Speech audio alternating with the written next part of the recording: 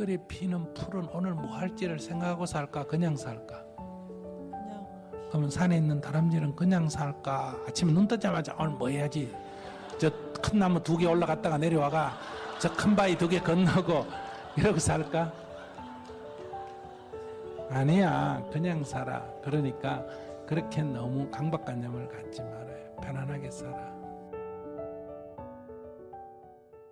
저는 50대 그 평범한 남성으로서 제 가치 기준에 좀 그 혼선이 있어가지고 오늘 이 자리에서 스님의 답을 듣고 싶습니다. 네.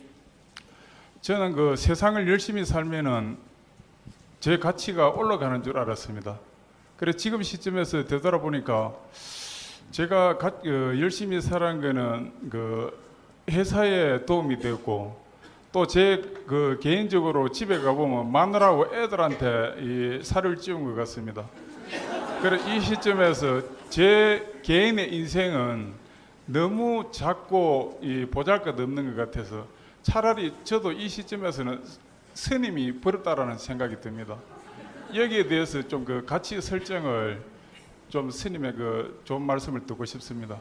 인생에 있어서 옳다, 그르다 할 게 없다. 이게 불법의 입장이에요. 그래서 어떻게 여러분들이 인생을 살든 그걸 가지고 잘 살았다, 못 살았다 평가하기가 매우 어렵습니다. 그래서 지금 질문하시는 분도 자기 인생을 지금 본인은 잘못 살았다 이렇게 평가를 하시는데 그렇게 평가할 만한 기준이 마땅치가 않습니다. 지금 자기 생각이 그럴 뿐이지. 사람이 사는 데서 4가지는 좀 유의를 해야 된다. 4가지. 애를 키울 때도 이건 꼭 주의를 하셔야 돼요. 첫째가 뭐냐? 남을 때리거나 죽이지 마라. 아무리 화가 나도 때리거나 죽이면 안 돼요. 여러분이 누군가로부터 죽임을 당한다 하면 기뻐요, 괴로워요? 원한을 갚으려 그러겠죠. 폭행을 당해도 어떻겠어요? 사랑하는 부부 사이에도 때리면 좋아요, 안 좋아요? 안 좋지. 다 싫어해요. 그러니까 죽이거나 때리지 마라. 죽이거나 때리지 마라. 이게 불교의 첫 번째 계율이에요. 이건 다른 말로 하면 남을 해치지 마라. 얘기. 두 번째, 아무리 내가 욕심이 나도 남의 물건을 훔치거나 뺏지는 마라. 그러니까 부처님 말씀대로 욕심을 버려라 해가 욕심을 버리면 있는 것도 버리는데 남의 거 뺏을 리는 없겠죠. 그죠? 그러나 욕심을 못 버리더라도 어떻게는 하지 마라. 뺏거나 훔치지는 마라. 세 번째, 아무리 사랑에 대한 욕망이 있다고 하더라도 사랑에 대한 욕망을 버려버리면 좋지만 못 버리고 갖고 있다 하더라도 상대의 의사에 반해서 강제로 자기 사랑의 표현을 하지 마라. 이게 뭐다? 성추행이나 성폭행은 하지 마라.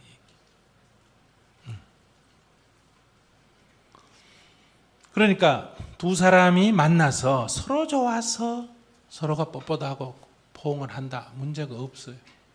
그런데 나의 상대의 의사에 반해서는 해서는 안 된다. 그런데 상대도 좋다고 나도 좋다고 상대의 동의를 얻어도 안 되는 게 3가지가 있어요. 그게 뭐냐? 첫째가 남편 있는 아내 안 된다. 아내가 있는 남편. 왜 그럴까? 본인은 좋다 해도 그 아내나 그 남편은 어때요? 괴로워요, 안 괴로워요? 괴로워하기 때문에. 실험을 한번 해볼까? 괴로운지 안 괴로운지. 괴로워해요. 그 다음에 3번째가 뭐냐? 3번째가 미성년자. 미성년자는 다시 말하면 15살 먹는 여자애하고 서로 얘기해가 아이고 나도 좋아요. 그래 좋다. 이렇게 해도 그거는 안 돼요. 제 말 이해하시겠어요? 미성년자는 이런 결정을 자기가 내릴 결정권이 있어요, 없어요? 없어. 그 부모가 결정을 내려. 그렇기 때문에 이 미성년자를 이런 사랑의 대상으로 삼으면 그건 법률적으로도 처벌을 받게 돼요.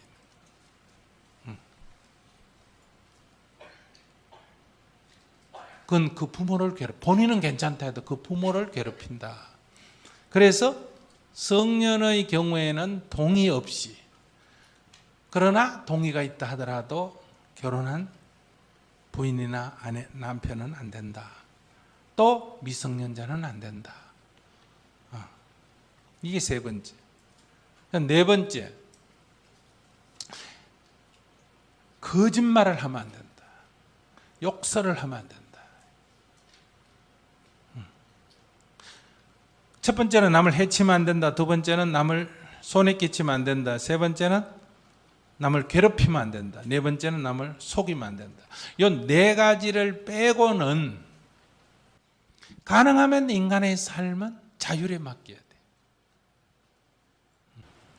자기가 지금 인생을 살았는데 이 네 가지 계율을 중심으로 해서 자기 인생이 이 네 가지 어긋나지 않았다 하면 자기 인생이 좋다고 나쁘다고 할 수가 없다 이 말이에요. 이 네 가지를 자기가 어겼으면 자기가 반성을 해야 되고, 이 네 가지를 어기지 않았으면 자기 인생은 잘한 것도 아니고 못 한 것도 아니고 그냥 인생이에요. 그런데 지금 내가 가만히 얘기를 들어보니까 어떠냐 하면, 첫째, 자기가 열심히 해가 회사에 이익을 주고, 자기가 열심히 해가 마누라한테 이익을 주고, 자기 열심히 해가 애들한테 이익을 주고, 자기는 지금 남는 게 별로 없다. 지금 이 얘기거든요. 그럼 복 많이 지었어요? 안 지었어요? 복 많이 지었지. 그러니까 칭찬받아야 할 일이니까 격려 박수를 부탁드립니다. 감사합니다.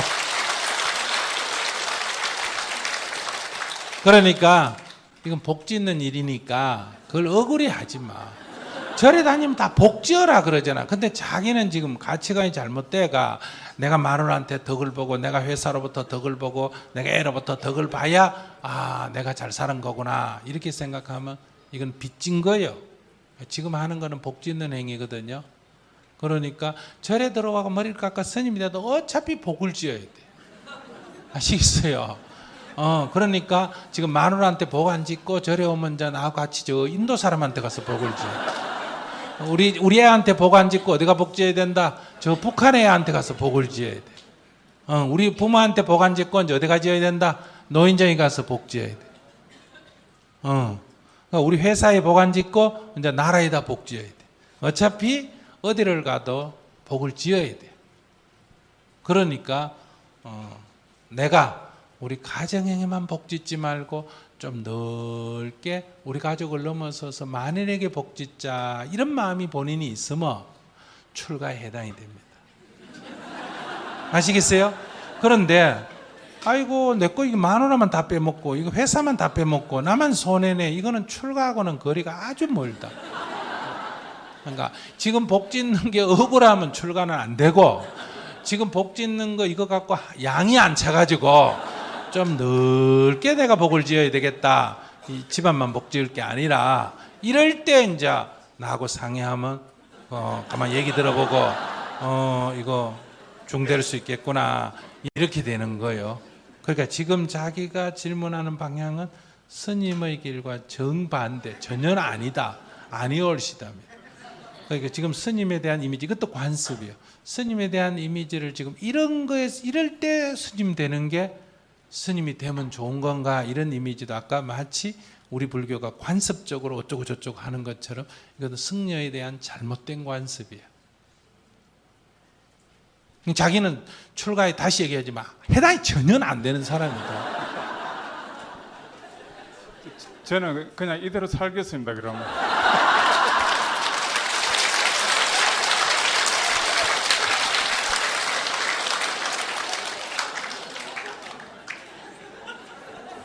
그러니까 복을 좀 더디으셔야 돼. 그래서 이제 건강경을 읽으면 이런 말이 있거든요. 어떻게 하면 보살이 됩니까? 즉 안욕따라 삼약 삼보리심을 바란 선남자 선여인은 어떻게 그 마음을 항복받으며 어떻게 그 마음을 가져야 됩니까? 이런 질문이에요. 최상의 깨달음을 얻겠다고 하는 보디사트바 수행자는 도대체 마음을 어떻게 가져야 되느냐? 이런 질문이에요. 그랬더니 부처님께서 일체 중생을 다 구제하겠다고 마음을 내라.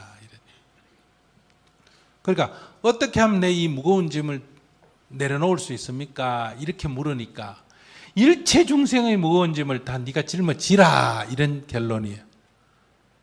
대답이 좀 엉뚱하죠.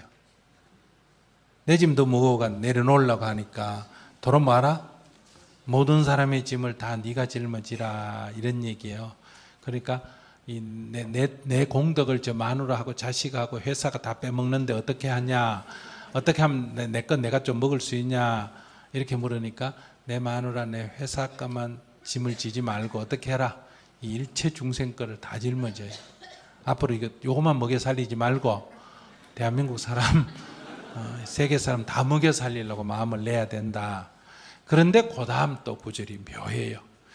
그렇게 해서 일체 중생을 구제했다 하더라도, 구제에 마쳤다 하더라도 사실은 한정생도 구제한 바가 없다. 너로부터 구제를 얻은 자가 없다, 이게. 내가 마누라 다 먹여 살리고 자식 다 먹여 살리고 회사 다 먹여 살렸음에도 불구하고 사실은 나로부터 그들이 덕본 게 하나도 없다 하라. 왜냐하면 보살은 아상인상 중생상 수자상에 있으면 보살이 아니니라. 즉 내가 해줬다 이 생각이 있으면 보살이 아니다. 왜? 해줬다 이 생각이 있으면 섭섭한 마음이라는, 섭섭한 마음이라는 것은 해탈의 길이 아니다. 지금 해줬다, 내가 빼빠지기 이래가지고 회사도 도와주고 마누라도 도와주고 다 해줬다, 지금 이게 있는데 내가 마누라한테 벌어다 준 거하고 마누라가 나한테 오는 서비스하고 지금 계산을 해보니까 이게 지금 좀 손해고, 내가 애들한테 준 거하고 애들이 지금 하는 집보험이 손해고, 내가 회사에 그동안에 빼빠지기를 하면서 회사를 위해서 해준 거하고 회사가 나한테 끼치는 보상하고 사이에 지금 내가 지금 손실을 보고 있다. 지금 이런 생각을 본인이 드니까 내 인생이 허무해진다, 이런 얘기예요. 그러니까 이것을 극복하는 것은 도망 와서 절에 온다고 해결되는 게 아니고, 내가 보상 심리가 있었구나. 내가 보상 심리가 있었구나. 내가 이 사람들한테 뭘 해줬다는 생각을 하고 있구나. 그래서 내가 섭섭한 마음이 들구나. 그래서 이제 다시 기도를 하면서 마누라 고생한다. 이거 애들도 고생한다. 이거 회사 고맙다. 이렇게 그 고맙다고 자기가 절을 해야 돼. 일체 중생의 은혜를 고맙다고 절을 하면 이 섭섭한 마음이 좀 없어져요. 그리고 이제 저분에게 해당이 돼, 저분은 그렇게, 자기는 그렇게 수행해야 되지만 여기 여성분들이 많은데 저분 얘기 들으면서 여러분 남편도 저럴 수 있다는 거 상상도 안 해봤지? 여자들은 다 또 자기가 억울하다 그래요. 내가 이 집에 시집 와가지고 일하고 이랬는데 다 내가 허전해요. 근데 여러분들의 남편들이 이럴 수 있다. 근데 여러분들은 그 마음을 초도 몰라줘요. 그렇기 때문에 저런 남편을 위해서는 아내가 어떻게 해야 되느냐, 항상 아침에 나갈 때 안녕히 다스니 오세요 하고 저녁에 들어오면 아이고 오늘 저희들 때문에 수고 많이 하셨죠 하고 등도 두드려주고 밥상도 차려주고 옆에서 반찬도 또 먹여주고 아이고 고생하셨어요 이러고, 이렇게 해야 저 섭섭함이 없어진다. 아시겠어요? 그런데 이제 저렇게 이제 지금 섭섭하면 이제 저분이 바람날 가능성이 있어요. 그러니까 출가 스님하겠다는 건 굉장히 사람이 착하니까 그런 말을 하고, 왜 이런 게 있냐 하면 이제 이렇게 되면 이제 나중에 사고가 나요. 왜냐하면 회사에 많이 벌어졌는데도 회사가 못 알아주면 나중에 성질나면 회사 돈 빼가 서버릴 수도 있고, 그 다음에 집에는 늘 이렇게 200만 원, 300만 원, 400만 원 빼빠지기라고 500만 원 이렇게 갖다 줘도 전 시큰둥해요. 근데 그 중에 10만 원만 어디 탁 가서 술집에 팁으로 주면 왕처럼 대우해줘야 안 해줘요? 해우해줘요. 그러면 그 재미 붙이면 그 굉장히 재미있습니다. 아시겠어요? 다 왕처럼 대우해주니까 그러니까 돈의 일부를 빼서 이제 글로 주게 돼요. 그러니까 가끔 집에서 어떻게 대해줘야 된다? 왕처럼 대해줘야 돼요. 가끔 옷도 기생옷 같이 입고 아시겠어요? 이렇게 서비스도 해주고 이렇게 왕처럼 해주고 이렇게 여러 가지 이렇게 해야 돼요. 그냥 이렇게 박대를 하면 사람이 이제 남자 기가 죽어요. 그래서 남자들이 여자보다 수명이 얼마 정도 짧다? 한 10년 짧다나 그죠? 회사 다닐 때까지는 기가 센데 회사 퇴직하면 더 기가 죽고 그래요. 근데 뭐 안 해주는, 여자가 안 해주면 자기는 어떻게 해야 되느냐? 오늘 스님 법문 듣고 마누라한테 가서 법문 들으러 가라 그래야지. 자기가 가서 여자가 남자한테 잘해야 된다 이런 말 하면 안 돼요. 자기는 어떻게 해야 되느냐? 오히려 부인이 참 집에서 고생한다. 오히려 이런 마음을 내야 내 섭섭한 마음이 없어진다. 이런. 두 번째 사연입니다. 저는 공무원이고 이제 정년퇴직이 한 2년 남짓밖에 남지 않았습니다. 네. 그리고 가족들하고 떨어져 생활하는데 주중에는 혼자 있고 주말에 이제 가족들이랑 같이 지나는데 퇴직이 가까워지니까 좀 가족들하고 관계가 더 좋아져야 되겠다 하는 그런 생각이 있습니다. 그래서 아침 저녁으로 카톡방을 개설을 해놓고 이제 가족들한테 뭐 안부 인사도 하고 뭐 좋은 말씀도 있으면 이렇게 올리고 하는데 제가 그걸 시작한 지 한 2개월 정도에는 집사람이나 아들, 딸이나 꼬박꼬박 이제 답장을 올려줬는데 한 뭐 2개월 지나니까 아이들이 며칠에 한 번씩 올려주더니 한 3, 4개월 지나니까 이제 답장이 없습니다. 한 1년쯤 지났더니 저희 집사람이 한번 저한테 그런 얘기를 했어요. 아이들한테 한번 얘기를 해야 되겠다. 왜 아빠가 이렇게 꼬박꼬박 보내주는데 왜 답을 안 해주느냐. 그래서 제가 옛날에 그 스님 그 증문즉설 몇 번 들은 기억이 나서 아이들이 나한테 보내달라고 요구한 게 아닌데 내가 답장을 달라고 그럴 그럼 또 안 되지 않느냐. 이렇게 제가 들은 게 있어가지고 그리고 나서 1년 가까이 지났는데 요즘에 가끔 그래도 이제 제가 좀 서운한 겁니다. 또 아직까지는 또 경제적으로도 아이들이 컸는데 독립을 못하고 있어서 제가 이렇게 뒷바라지를 하고 있는데 왜 아침 저녁으로 보내는데 답도 안 해주는가. 그렇다고 또 대놓고 왜 안 보내니 이렇게 물어보기도 좀 그렇고 해서 또 어떻게 했으면 좋을지 한번 좀. 그런데 이 얘기하기 전에 이렇게 공무원들을 뭐랄까, 그러니까 국가 정책의 어떤 변화 때문에 이렇게 이산가족을 만드는 거는 이건 제가 볼 땐 국가의 책임입니다. 첫째는 이거는 올바른 게 아니다. 그 기간을 충분히 가지고 여러 가지 거기에 대한 교육이라든지 많은 것을 다 갖춰놓고 해야 되는데 저는 무슨 그게 이렇게 이제 개인을 만나보면 어떤 자기가 뭐 잘못해가 헤어지거나 이성가족이 생기거나 자기가 이익을 추구해가 어디를 가거나 이게 아니고 그냥 가만히 있는데 어느 날 명령이 떨어져 가지고 이런 문제가 생기는 거는 저는 국가가 굉장히 신중해야 된다. 제가 제주 강정마을 같은 데 갔을 때나 이번에 성주 4대 배치 문제 같은 데 보면 그분들이 뭘 잘못해가 불이익을 받는 게 아니고 어느 날 아침에 자고 일어났는데 국민을 보호해야 할 국가라는 이름으로 그 주민들에 대해서 불이익이 오는 원하지 않는 일을 어느 날 갑자기 내리 때린단 말이에요. 그러면 주민들은 생업에 종사해야 되는데 그 문제를 해결한다고 1년, 2년씩 싸워야 되고 나스팔대 나가 앉아야 되고 이러잖아요. 그러니까 저는 이건 굉장히 신중해야 될 일이라는 거죠. 이것은 국가가 정말 이럴 권리가 있느냐. 이건 왕조 시대 때나 뭐 북한 같은 나라에서는 뭐 있을 수 있는 일이지만은 이제 근데 우리는 아직도 민주주의 국가라고 하면서 이 왕조 시대의 그러니까 봉건 시대의 그 관습에서 아직도 이 권력자들이 못 벗어나고 있는 거다. 저는 이렇게 생각해요. 그런 면에서 우선 여기 세종에 와 계셔서 이산가족 되시는 분들에게 심심한 위로를 보냅니다.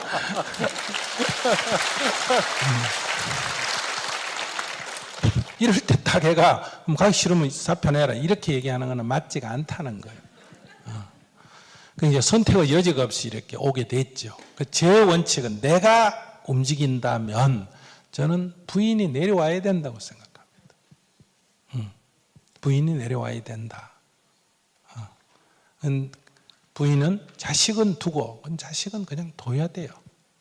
내려올래? 내려와서 고등학교 넣든지 중학교 넣으면 되고 안 내려오겠다면 그래 눕기를 밥 먹고 지내라. 이런 딱 원칙이 있으면 이런 고민이 안 되는데 평소에 부인의 입장에서 볼 때 늙은 남자보다는 젊은 남자가 더 좋은 게 아닌가. 그러니까 늙은 남자 떠나도 젊은 남자가 남자 있으니까 거기 사는 거 아닌가. 내가 농담적으로 얘기한다면 이제 그런데 자기가 이제 이렇게 됐을 때 좀 섭섭하잖아, 그죠? 근데 이걸 참는 거는 좋은 게 나는 아니라고 생각해요. 그렇다고 애들 보고 너 왜 아빠가 이것도 해주는데 안 보내나 이렇게 하는 것도 맞지 않고 올라가서 둘러 앉아서 마음 나누기를 합니다. 아빠는 뭐 내가 선택한 게 아니고 국가에서 이런 정책이 바뀌어가 내가 가게 됐다. 나는 너희들과 엄마와 너희들과 함께 살고 싶다. 그런데 이 상황이 이래 돼가 내가 떨어졌다. 그래서 내가 혼자 있으면 조금 외롭다. 그래서 너희들과 마음을 나누려고 카톡방이라도 이렇게 매일 이렇게 올리는데 너희들이 바쁜 건 이해가 되지만은 답신이 안 오니까 아빠로서는 좀 섭섭하더라. 이렇게 마음을 좀 내놔야 돼요. 그러니 해라가 아니라 마음을 내놓으면 뭐 이제 너희들은 카톡으로 어떤가? 제가 보내는 거는 아이들이 반대를 안 하는데 만약에 네. 서울 집에 가서 아이들이랑 얘기하고 싶다 그러면 아이들은 저하고 그렇게 얘기하고 싶어 하는 것 같지 않아가지고.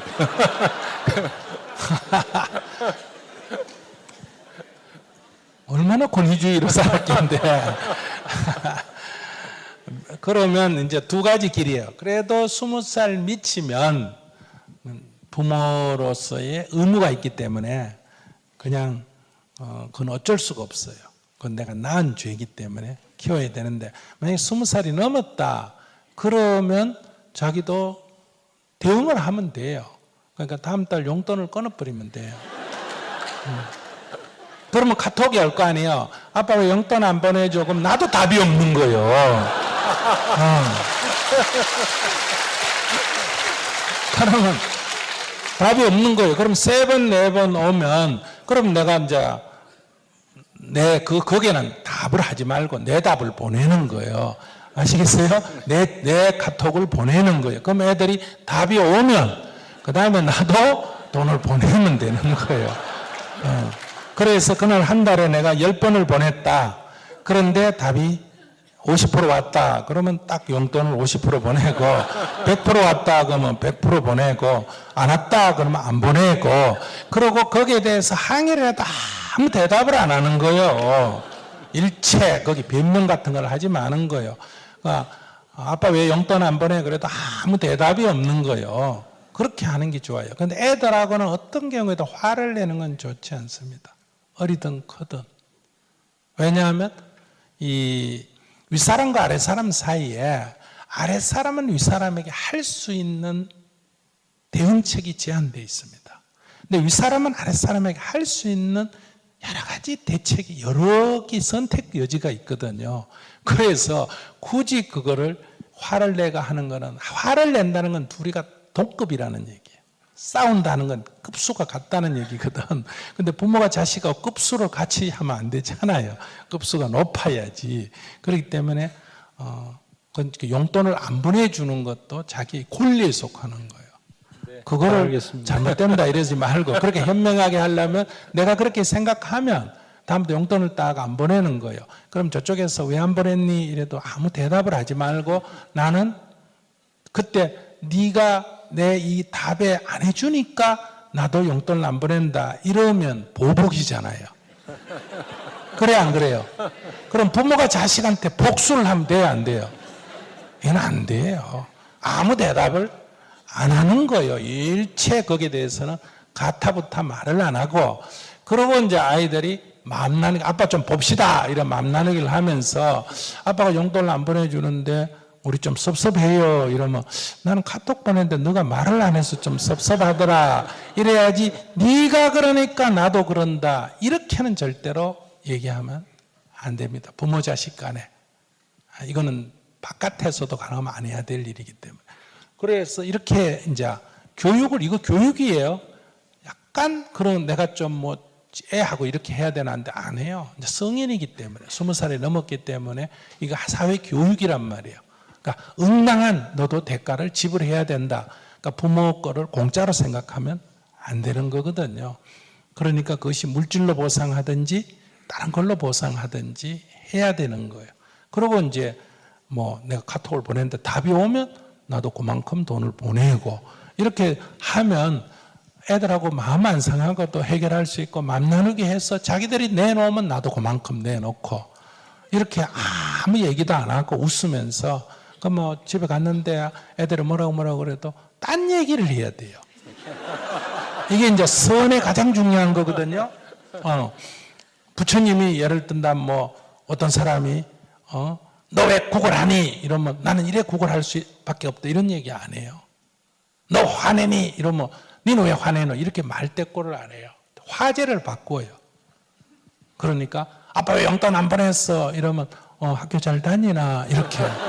아시겠어요? 전혀 동문서답을 하는 거예요. 그래서 선을 동문서답이라 그러잖아. 그게 동문서답이 아니고 이렇게 상대의 말기에 넘어가지 않는다 이 얘기예요. 그러니까 화를 벌컥 내면 왜 화내니? 이래 안 하고 아이고 힘들겠다 이렇게 접근하는 거예요.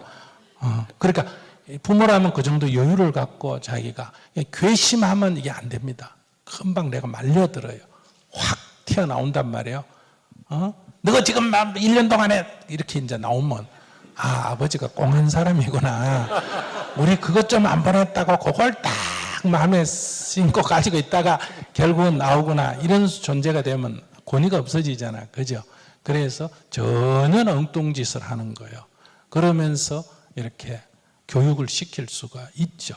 그러니까 그거는 아버지한테 잘해라가 아니라 세상에 나가서 살 때 남한테 도움을 받았으면 고마운 줄을 알아야 된다 하는 교육에 속하기 때문에 이거에 대한 복수 문제가 아니고, 얘들이 내가 너무 자식이라고 귀여워만 키웠더니 이게 사회교육이 잘 안 됐구나. 이참에 내가 아이들하고 사회교육을 좀 해야 되겠다. 이렇게 이제, 그러면 감정적이지 않잖아. 그죠? 이렇게 해야 돼요. 이것이 자식을 위하는 부모의 사랑에 속하는 거예요. 이제 이렇게 해보겠습니다.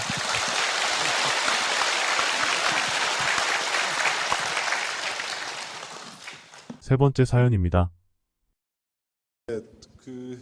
제가 지금 현재 나이가 이제 50입니다. 그래서 직장 생활을 지금 24년째 하고 있고요. 집사람하고 결혼한 지가 한 20년 정도 된 것 같습니다. 네. 근데 이제 저 같은 50대 이제 초입 들어가는 사람들의 대부분의 고민이 보면은 첫 번째가 직장, 두 번째가 이제 집사람과의 관계, 이제 그런 부분에서 굉장히 좀 권태기라면 권태기라 해야 되나, 아니면 어떤 애정 자체가 아주 일상화돼 버리는 네. 그런 현상이 되는 것 같아요. 그래서 네. 최근에 저희 이제 집사람과 관계가 조금 서먹서먹해지는 게, 제가 조금 쇼크를 좀 받은 게, 당신하고 산 20년 동안 내가 짜증을 너무 많이 내서 집사람이 20년 동안 힘들었다라고 얘기를 하더라고요. 네. 그래서 저는 나름대로 그 집사람하고 만났을 때 굉장히 최선을 다하고 열심히 했다고 생각을 하고 있었는데, 또 내가 느끼는 부분하고 집사람이 또 느끼는 그 어떤 스트레스 부분, 그 부분에 대해서 집사람이 굉장히 심각하게 생각하고, 그러면 지금까지 20년을 짜증을 받아줬는데 앞으로 30년을 더 받아줘야 되냐, 새로운 방법을 모색하자 서로.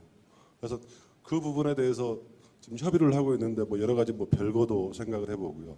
뭐 애들 클 때까지는 어차피 엄마 아빠가 같이 지원을 해줘야 되니까 그때까지는 같이 살다가 애들이 좀 크면은 좀 그 헤어지는 그런 문제를 좀 상의를 하고 있거든요. 그런데 그 제가 느끼는 감정은 그 집사람하고 어떤 관계 자체가 좀 회복이 돼서 서로 저도 이제 집사람한테 좀 안 좋은 부분이 있을 거고 집사람도 저한테도 마찬가지로 안 좋은 부분이 있어서 그런 부분을 같이 개선을 하고 싶은데 어떻게 해야 가장 효과적으로 어떤 소통이 될 수 있는지 그런 게 좀 궁금하고요. 아이, 그걸 결혼해가 올해 20년 살면서 그걸 아직도 터득을 못했어요. 그걸 결혼 안 해본 나한테 물어요. 그 자기 전공이잖아. 저번에 저기 얘기하시는 거 보니까 훨씬 더 익숙하시던데요. 아니 자기는 결혼 생활 지금 몇 년 돼? 20년 됐어요? 예, 그렇습니다. 20년이나 이렇게 같이 지내보면서 이 문제를 어떻게 풀어야 될 거냐, 자기는 그 연구 좀 해야지. 나야 혼자 사니까 연구할 필요가 없잖아요. 그건 나한테 물으면 어떡해? 욕이에요, 욕. 아마 제가 그걸 물어봐야지 자기한테. 아마 직장에 다니는 어떤 직장인들의 스트레스나 이런 부분 때문에 집에 와서 제가 더 짜증을 내지 않았나, 제 어떤 생각적인 의도보다는 좀 다르게 행동하지 않았나 그런 생각이 좀 들긴 듭니다. 이런 비유를 뜨면 또 여기서는 또 경상도라가 또 어떻게 될지 모르지만은 박근혜 대통령은 평소에 말하기를 결혼도 안 하고 나라하고 결혼했다, 국민하고 결혼했다. 그만큼 나라와 국민을 위해서 애를 썼다잖아요. 그런데 국민들이 그렇게 느낍니까, 안 느낍니까? 연세 드신 분들은 느끼는 것 같아요.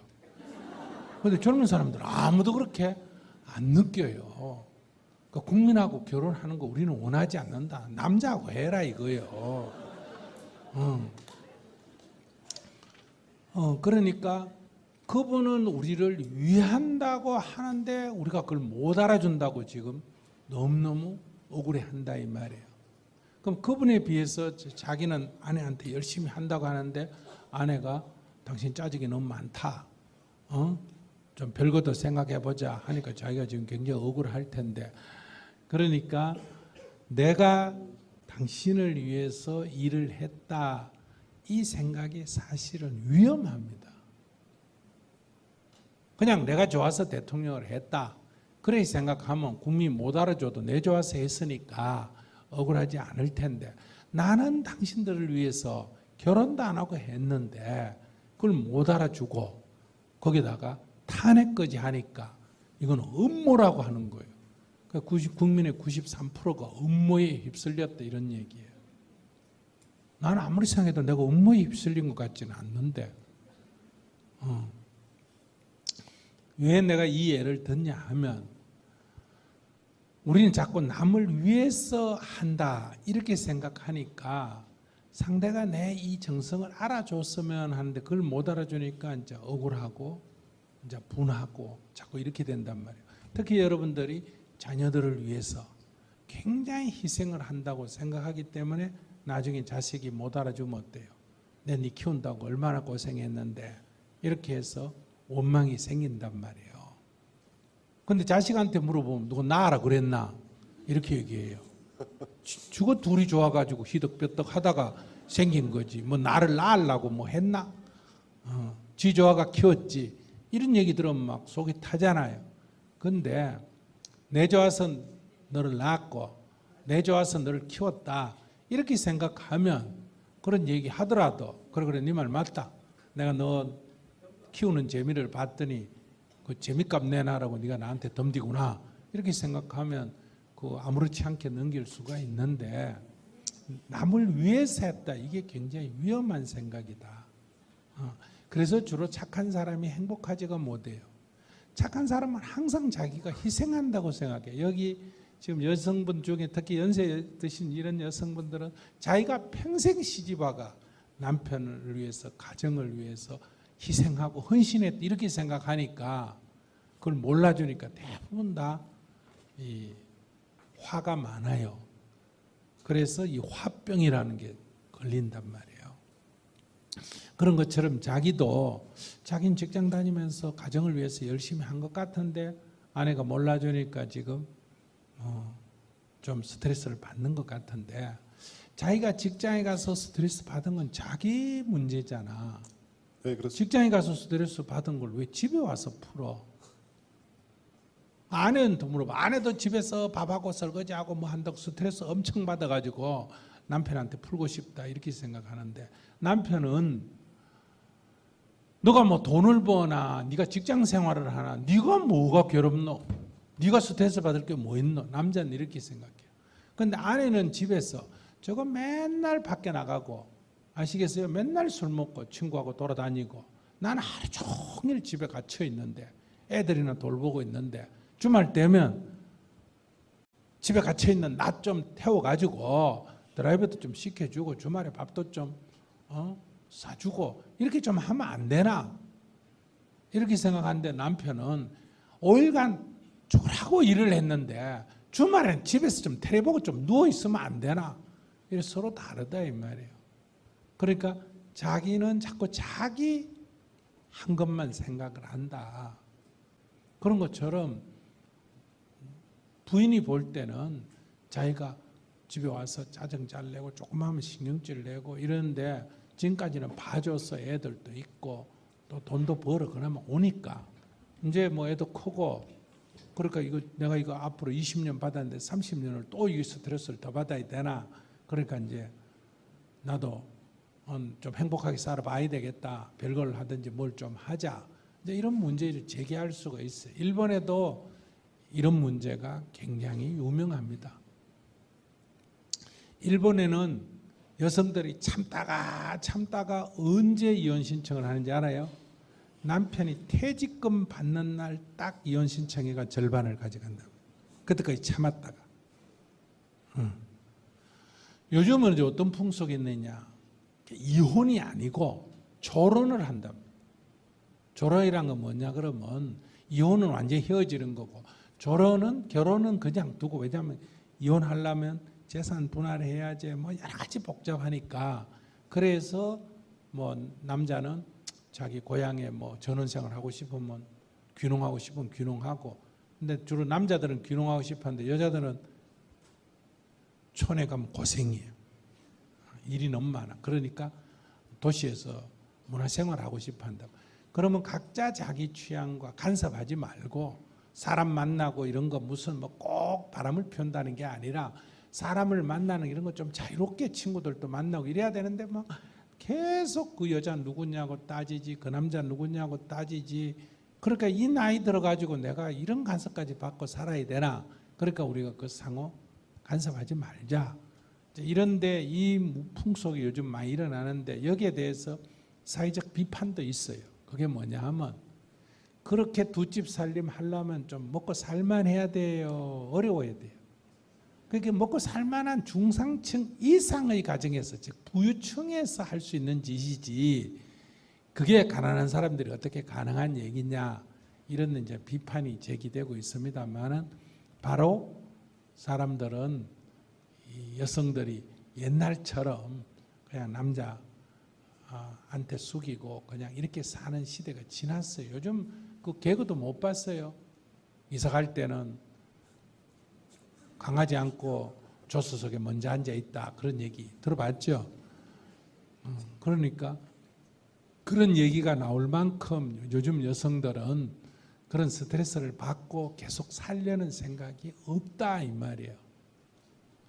그러니까 자기가 이제 나이 들었으니까 자기 생각만 하지 말고, 아내의 어려움도, 그러니까 아내가 하자는 대로 하라는 게 아니라 아내의 어려움도 좀 이해를 해라. 어떻게 해결하면 되느냐? 내가 볼 때는 간단해요. 아내 하자는 데만 하면 간단하지. 그러면 그걸 어떻게 하자는 대로 다 해요? 그러지. 그 나는 안 해봤으니까 하자는 대로 하면 될 것 같은데.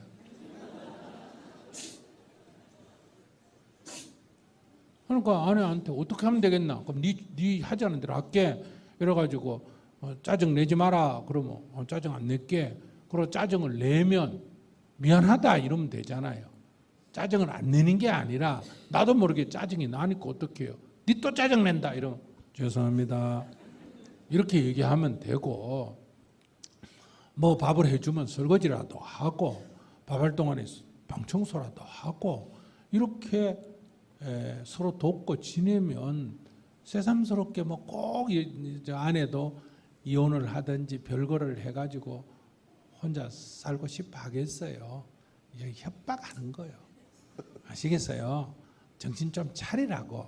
네가 매항매항 내가 네 짜증이나 받고 살 여자 아니다. 조심 좀 해라. 이렇게 경고가 딱 올 때 빨리 알아듣고 알았습니다. 여보 이래가 싹 먼저 기면 아무 문제가 없는데 설마 네가 네가 뭐 내 없이 살겠나? 네가 내 떠나가 어디 갈 거고 네가 뭐 내만한 남자 만날 수 있겠어? 이렇게 이제 큰 소리 치면 특히 여자분이 어디 다닌다고? 정토에 다닌다고요? 그럼 문경으로 가버려. 출구가 하나 열렸기 때문에 조심해야 돼. 정토 여자 무서워. 그러니까 너무 어렵게 생각하지 말고 그 옛날에는 남자일 여자일 따로 있었잖아, 그죠? 그런데 지금 시대가 바뀌어서 여자들도 다 직장 다니고 이러잖아, 그죠? 그러면 가사도 꼭 칼베듯이 50%씩 하자는 게 아니라 옆에서 좀 도우고 또 직장을 안 다니더라도 또 자기 요즘은 직장 안 다닌다고 집에서 순종하고 사는 여자들이 드물어요. 자기 나름대로 직장은 돈은 안 벌더라도 자기 나름대로 취미 생활도 하고 보람 있는 일도 하고 이러니까 그걸 인정을 해야 돼요. 인정 안 하고 지금 살 수가 없어. 이제 그러면 이제 혼자 살아야 돼. 그래서 자기 늙어가 혼자 살아봐라. 나처럼 그럼 어릴 때부터 혼자 사는 연습을 하든지 지금 늙어 혼자 살면 추해요. 안 그러면 머리를 깎든지. 그래서 그걸 쉽게 그러니까 항상 두 가지 그러니까 뭘 원하는지를 보고 그렇게 이렇게 하자 그럼 알겠다 이러면 돼요. 그건 못해 이러지 말고 알겠다 이러고 사실은 할 수가 다 없어요. 다 없으면 어떻게 하면 된다? 죄송합니다 이러면 돼요. 저게 말만 그럴 거예요. 시간이 지나면 그죠? 그래도 말이라도 죄송합니다 이러면 그 참 쫓아내기도 어렵고 굉장히 어려워요. 일단 말이라도 하는 게 필요하다는 거예요. 그러니까 뻣뻣하게 하지 말고 그렇게 하면 큰 문제 없어요. 무슨 별거 그런 걸 논해요. 그럴 때는 그래 별거 하자 이러면 안 되고 난 당신 없으면 못 살아 이래야 돼요. 없을 때 살더라도 말은 그렇게 해야 돼. 알았죠? 내가 당신 없으면 어떻게 살아. 여보 그거 그래 너무 협박하지 마라. 나는 그저 죽거나 사나 당신 해주는 밥하고 먹고 살아야 돼. 대신에 내가 다른 일 좀 더 할게. 이렇게 얘기해야 되고 여자분들도 남편이 그럼 따로 살아볼까 이러면 아이고 여보 무슨 소리 하는 거예요. 내가 불평은 좀 해도 내가 당신 없이 어떻게 살아. 헤어지더라도 말을 그렇게 해야 된다 이 말이 알았죠? 그래 네 없다고 내 못 사나 이러면 안 돼요. 속으로는 그렇더라도 겉으로는 어떻게 한다. 아이고 당신 없이 내가 어떻게 살아. 자꾸 이렇게 얘기해야 돼. 그래야 나중에 이혼을 하더라도 재판에서 유리합니다. 그리고 자식들한테도 유리해요. 엄마는 가정을 지키려고 했는데 아빠는 가정을 지키려고 했는데 상대가 문제다. 이렇게 여러 면에서 유리해요. 그래서 항상 우리는 성질이 나갔어. 마음에 없는 소리를 성질 난다고 막 팍 그래 이렇게 나가면 안 돼요. 젊을 때는 그래 오기를 해도 되지만은 나이가 이제 50이 넘었으면 오기 부릴 때가 아니고 숙여주는 게 필요하지 않느냐. 제 의견은 그래요. 저는 아직 65인데도 큰 소리 치고 살아요. 왜? 원래 혼자 살았기 때문에. 그래서 늙을수록 중이 좋은 거예요. 젊을 때는 여러분들이 좋고 늙으면 누가 좋다고? 스님들이 좋은 거예요. 늙어서 좋은 건 두 가지 있다 그래 이 세상에 호박하고 중하고. 자기가 젊어서 그 결혼 생활하면서 재미 많이 봤으니까 늙어서 고생 좀 해야 돼요. 이 세상에 공짜는 없어요.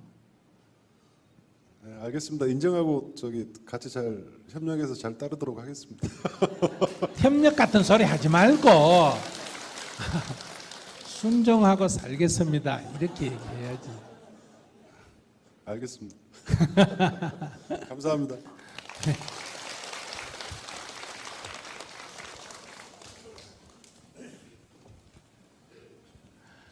요즘 남자들 참 고생이다.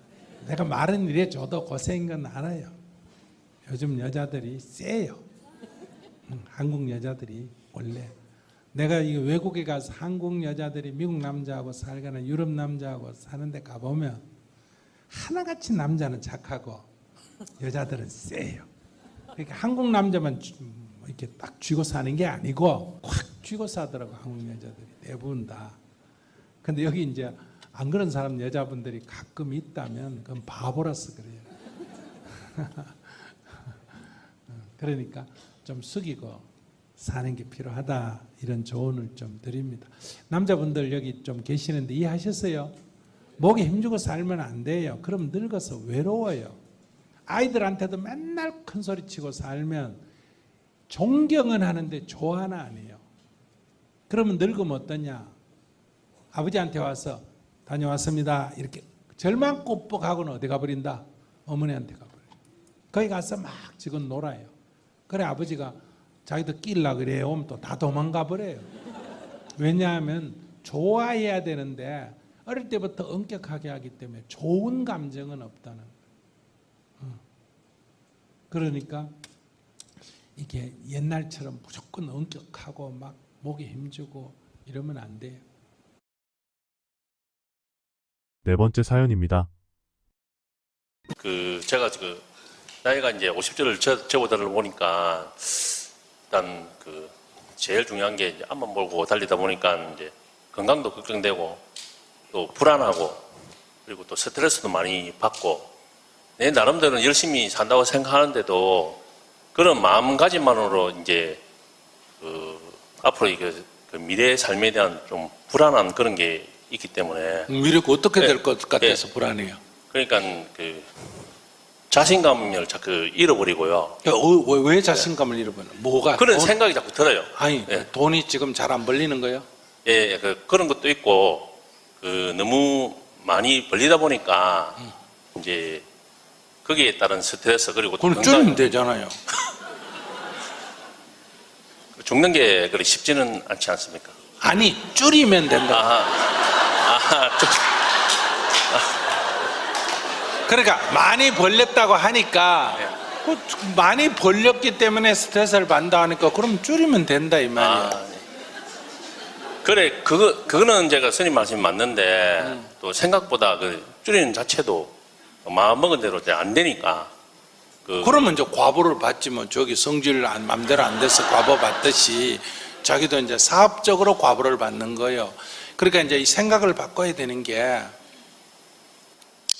자기가 젊을 때 20대 때는 벌써 30년 전이잖아. 그죠?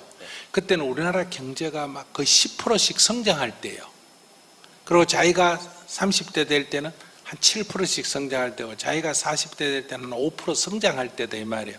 이래 성장할 때는 사업이 자꾸 커져요. 우리나라 경제 전체가 커지니까 자기 사업도 자꾸 커져도 된다 이 말이에요.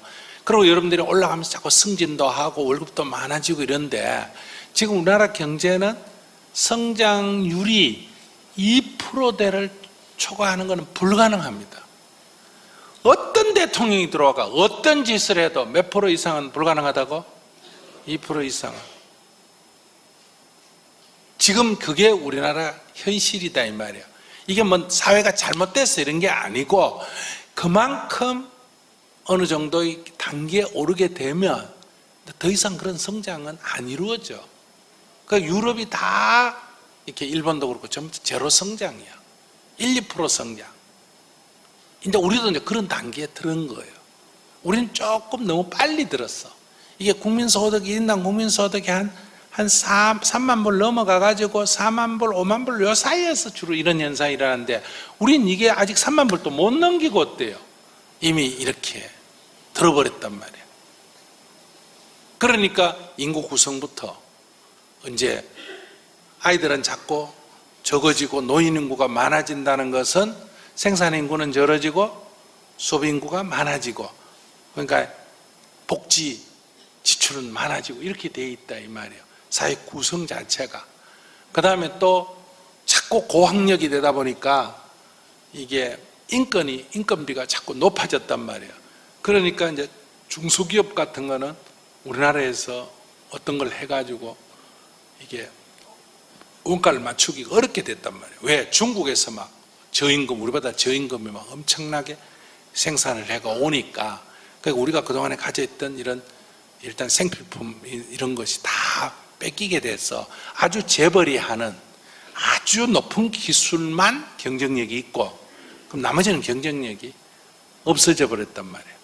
그러니까 국제 환경이 중국이라는 나라가 있다 보니까 재벌 회사는 더 이익을 많이 보고 중소기업 이하는 전부 지금 적자가 나고 공장을 운영할 수가 없게 됐다. 이러니까 일자리가 있어도 우리 아들 대학 나온 사람이 가서 그거 받으려고 내가 대학 나왔나 이러니까 부모도 안 보내고 애도 안 가니까 이 중소기업 일자리는 이 사람이 없어서 운영을 못해요. 그러니까 동남아나 여기서 계속 외국인 노동자가 들어와가 지금 우리나라 전체적으로 외국인이 200만 명 정도 돼요. 그 사람이 우리 일자리를 뺏은 게 아니고 우리가 그걸 안 하는 일자리란 말이에요. 그 다음에 이제 아주 대기업의 이 고급 인력은 어떠냐? 이 학교 교육이 모방 교육이기 때문에 이 창조력이 없단 말이에요. 그러니까 이것도 또 외국에서 또 데리고 와야 돼요. 인재를 픽업해 와야 된다. 그러니까 이게 청년들은 일자리는 자꾸 없어지는 거예요. 재벌 기업은 이게 사람이 별로 필요 안 해요, 지금은. 그래서 어제 발표하는데 어떤 기업의 얘기가 20년 전에 1년에 400명 뽑던 보험회사가 작년에 16명을 뽑았다는 거예요. 회사가 안 돼가 그런 게 아니고 회사는 계속 매출이 늘었는데도. 그런데 그 200명, 400명 중에 200명이 외근, 보험회사니까 그러니까 이게 뭐예요? 영업사원이고 200명이 본사에서 업무를 하는 직원이었다는 거예요. 근데 숫자가 줄었는데 이 안에 16명 중에 15명이 영업사원이고 1명이 본사가 필요한 인력이라는 거예요. 그만큼 내부 본사는 전부 뭐화됐다? 자동화돼 버린 거예요. 그 1명도 베트남이라고 외국을 개척하는 데 사람이 1명 더 필요했다. 국내 딴 데는 필요가 없고. 그래서 그 1명을 뽑는데 몇 명이 왔나? 80명이 왔다는 거예요. 처음 연고대 서울 때는 기본이고, 거기 뭐 옥스퍼드에 나왔다, 케임브리지에 나왔다, 외국에 어디 나왔다. 그래서 서류로 해가지고 9명을 뽑아가 면접을 하니까 누가 됐나? 베트남 출신 여자 한국 유학생이 됐다. 한국 사람이 안 되고. 왜? 이 회사가 지금 영업망을 확대할 때가 베트남이기 때문에 베트남에 발이 있고, 또 베트남에서 한국까지 유학 갔다면 걔가 똑똑가 안 똑똑가? 똑똑겠지. 그 베트남어 하지, 영어 하지, 한국말 하지. 얘 똑똑지. 베트남에 자기 대학 친구니 뭐니 또 사회적인 배경 고려 있지. 그러니까 그 사람이 뽑혔다는 거. 그래서 그분 얘기가 자기 아들을 생각하고 자기가 뽑는 그 면접원인데도 불구하고 자기가 뽑으면서 자기 아들을 생각하니까 아이고 우리 아들은 어디 갈 데가 없겠다 이런 생각이 들었다는 거예요. 이렇게 사회가 바뀌었다 이 말이에요. 사회가 이런 구조기 때문에 그 2% 성장마저도 재벌 회사의 성장에 힘입어서 통계만 2%지 재벌은 5% 성장하고 국내의 다른 그 부분은 마이너스 3% 성장해가 통합해가 어때요?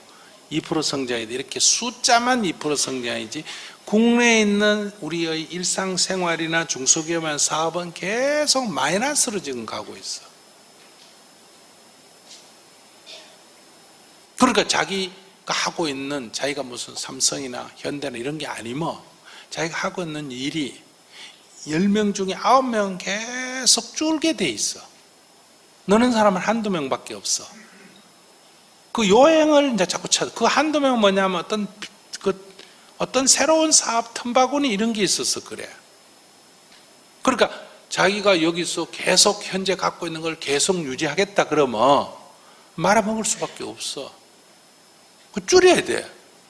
아니, 옛날에 그래도 조금 위기를 옛날에는 가다가 약간 경기가 과잉이 돼가 잠깐 멈춰갈 때 어려웠다가 그때 처분한 사람은 다음에 경기 좋아지면 어려워졌다 이 말이야. 그래서 그걸 옮겨지고 1, 2년 버티면 다시 기회가 왔는데 지금은 그렇게 안 돼. 그렇게 될 수 없는 사회다 이 말이야. 옛날에는 조선이 조금 어려워도 1, 2년만 참으면 됐는데 지금 그래 안 돼. 최악은 조금 벗어날지 몰라도 이제는 그런 수요, 우리가 했던 수요의 대부분을 중국에서 다 해버린단 말이에요. 아주 고급적인 것만 일부 남고. 그러니까 이거는 정리를 해나간단 말이에요. 그러니까 이런 지금 시대의 변화가 왔다. 지금 있는 직업, 여러분들이 지금 갖고 있는 직업 중에 20년 지나면 절반 정도 그 직업이 없어집니다. 지금 은행 직원들, 지금 옛날에 고등학교 나와가 창구에서 은행 직원들 많았죠? 돈도 탁 세고 이랬잖아. 요즘 돈 손가 세는 사람이 있더나 없더나? 전부 기계에 넣어가 하지. 전부 전산 처리하지. 이번에 인터넷 배킹 허락이 났죠? 전부 바뀌어버리면 은행 지점이 전부 없어집니다. 지점이 있어도 사람이 한두 명밖에 없어요. 저기 현금 지급기 놔놓고 위에 관리진은 몇 명 있고. 그러니까 사람이 필요 없어지는 거예요. 이게 뭐냐? 이제 조금 있으면 이제 인공지능 나오고 로봇도 나오고 이러면 단순한 지식 전부 인공지능이 다 해결하고 단순한 기술 전부 로봇이 다 해결해. 이런 변화가 오고 있는데 지금 저 퇴직해가 돈은 좀 퇴직 그만 인력 받았겠다.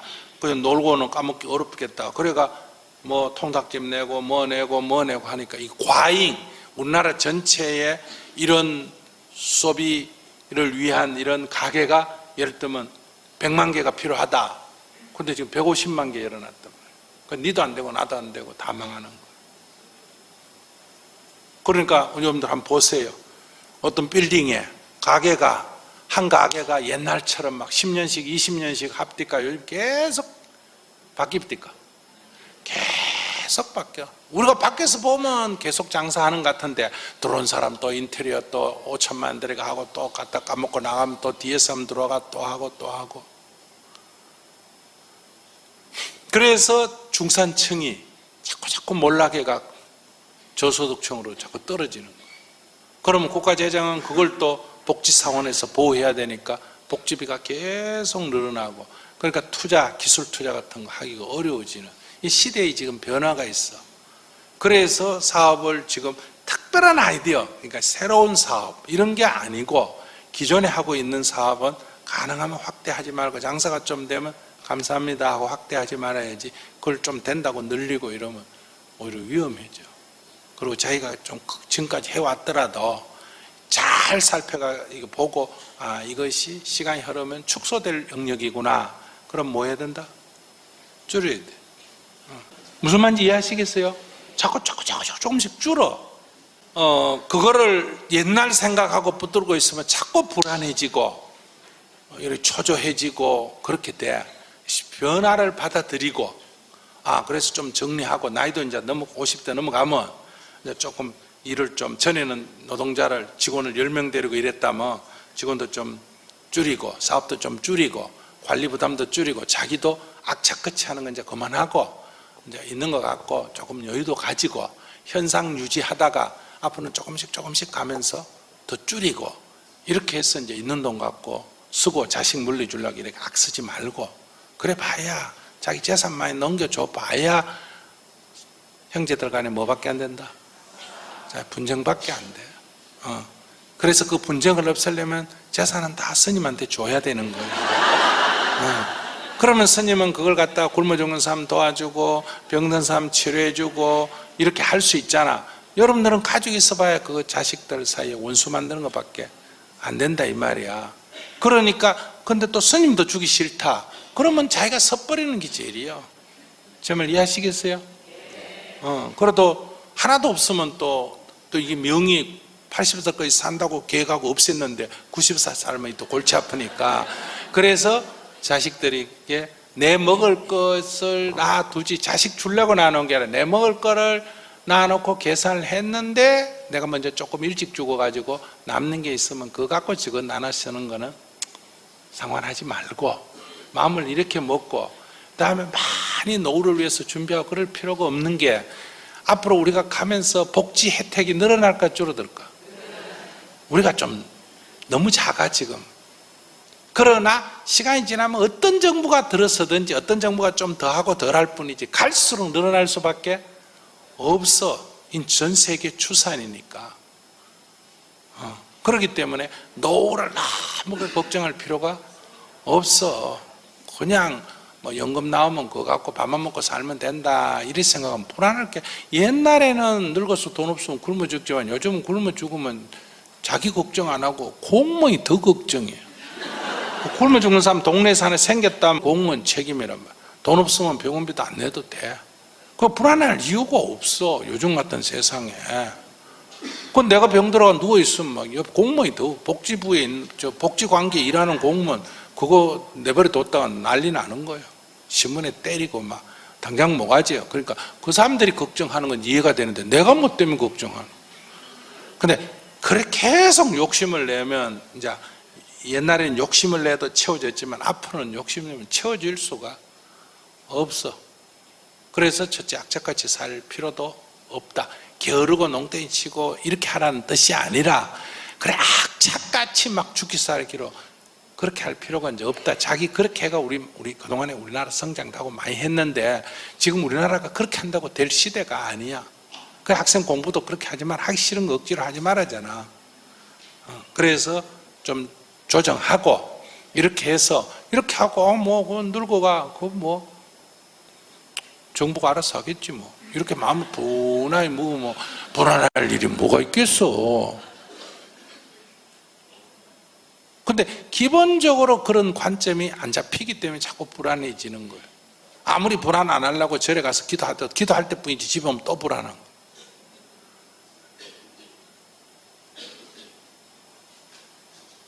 이해하셨어요? 네. 예. 네. 말씀 감사합니다.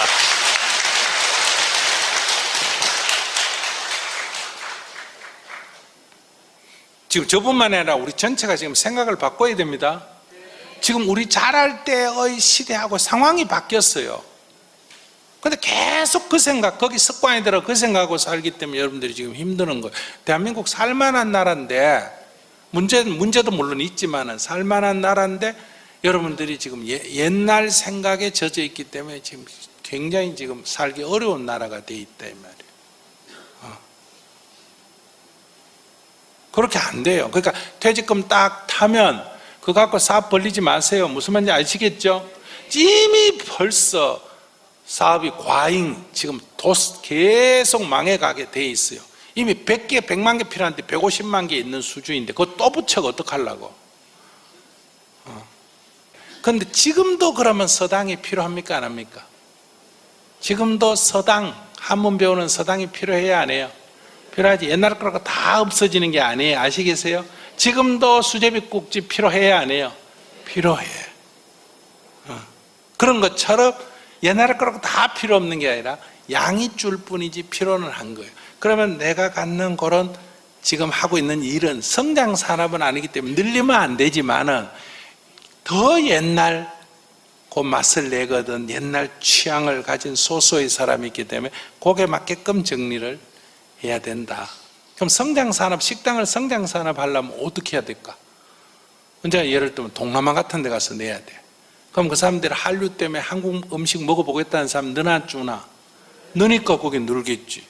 그 다음에 이제 유럽 같은 데 가면 한국 음식으로 고집하면 안 되고 입맛을 좀 바꿔야 되겠지. 예를 들면 이렇게 다 그 어디 가서 사업을 하고 뭘 할 거냐에 따라서 다르다. 그러니까 자기가 이건 늘려야 될지 줄여야 될지를 생각해야 돼. 불안해하는 건 없어. 자기는 지금 옛날 생각하고 있으니까 이거 뭐 자꾸 불안해지는 거야. 그래서 세상은 항상 이렇게 변하니까 그걸 딱 보고 이건 줄여야 되겠다. 이렇게. 모르기 때문에 불안한 거예요. 얼음 위에 우리가 딱 걸을 때 얼음이 두껍고 이거 안 꺼진다 하면 불안할 이유가 없는데 찡 소리만 나도 꺼질까? 이건 모르기 때문에 그런 것처럼 우리가 세상의 변화를 내가 모르기 때문에 세상에 대해서 불안해진다. 5번째 사연입니다. 여지껏 50년 동안 저와 제 가족만을 위해서 살아온 것도 한심스럽고 또 몇 년 동안 두 군데 봉사단체에 후원금을 지원하고 있는데 어떻게 보면 제 스스로 잘 살고 있다고 위로하기 위해서 제 양심과 타협하기 위한 가식적인 행동이 아닌가 의문스럽습니다.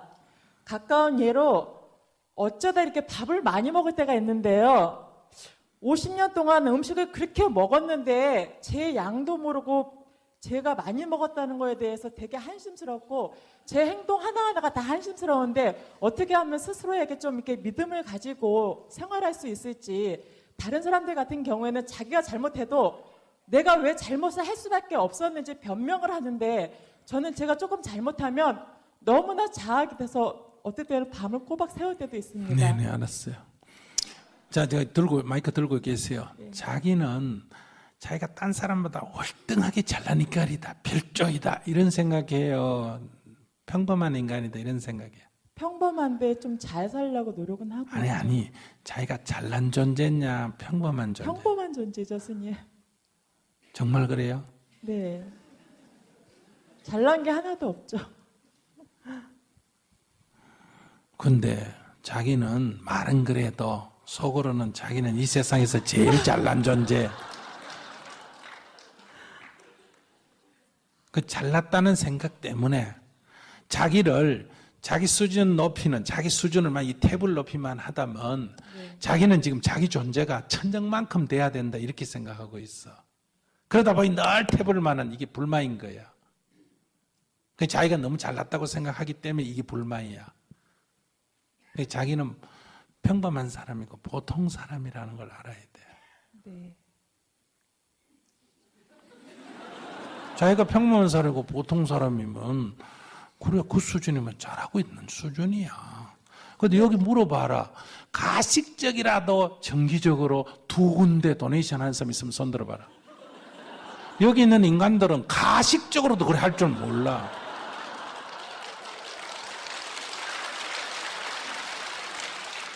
그러니까 자기는 진실이냐 그 중요한 게 아니고 가식적으로라도 할 줄 아니까 그 정도면 괜찮아. 그리고 내가 보기에 지금 보시다시피 밥을 많이 먹어가지고 한 300kg 나가요 안 나가요? 안 나가지. 이 정도 이 나이에 이 정도 몸무게면 괜찮아요 안 괜찮아요? 괜찮지. 좀 더 먹어도 괜찮겠죠. 그래. 그것도 아무 문제가 아니야. 너무나 보통 사람들이 하는 행동을 하고 있는데 자기가 과대망상증에 걸려가지고 지금 자기 착각에 빠져가 이런 거예요. 그러니까 자기가 그렇게 굉장한 존재가 아니고 자기 별 볼 일 없는 존재야. 알았어? 네. 그러니까 별 볼 일 없는 존재라고 생각하면 그 가운데는 그래도 괜찮아. 가식적으로라도 2군데 도네이션 할 줄 알고.